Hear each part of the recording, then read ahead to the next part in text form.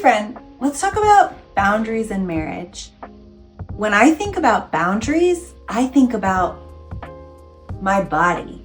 Like, my body tells me when something is violating something in me, when something doesn't feel right. I might get clenching in the pit of my stomach. I might get angry. I can feel it in my face. I can feel my ears getting red. I can feel these different sensations in my body. And that's how I know that something's not sitting right with me and that I need to think about boundaries. When I create a boundary, I'm not forcing it on my spouse. I am doing it for myself to take care of the person that God created me to be. And I think sometimes we can get a little confused about boundaries and we think I'm setting a boundary so they will XYZ.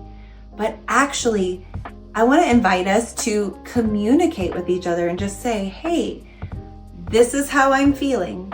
This is what's going on in my body. And in order to take care of myself, this is what I intend to do. Maybe they decide to change in response to that, but it's really about this honest communication that brings us closer together rather than pushes us apart. It can be challenging to figure this out, especially as we're navigating marriage as a new couple and just thinking, to become one, to become one. What does that mean? When am I being selfish and I just need to, set this aside versus when is my body giving me a signal and I really need to tune into that and invite my spouse into that space with me so that we can navigate this thing together.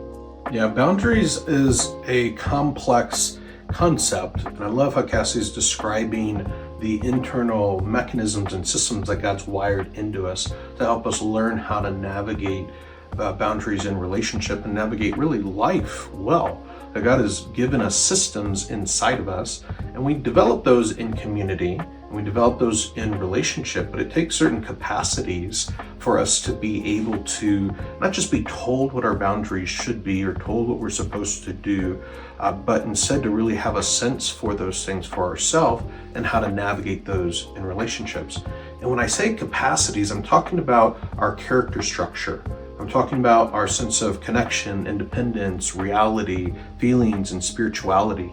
That these different domains are what, as they mature and develop, create who we are and really reflect who God is in maturity. And they produce happiness, true happiness.